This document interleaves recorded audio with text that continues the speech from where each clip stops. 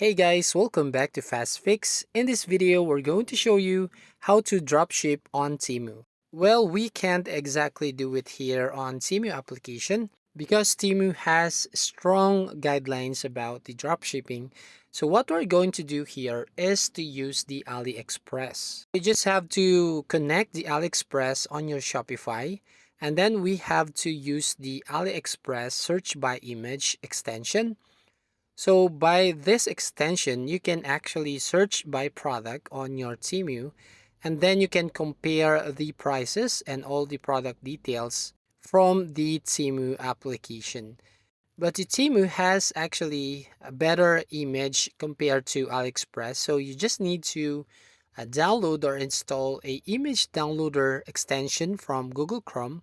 So you can download the image from Temu and you can change the image or edit the image on your Shopify that connected on your AliExpress. So by that way, we can dropship the product without breaking the guidelines on the Temu.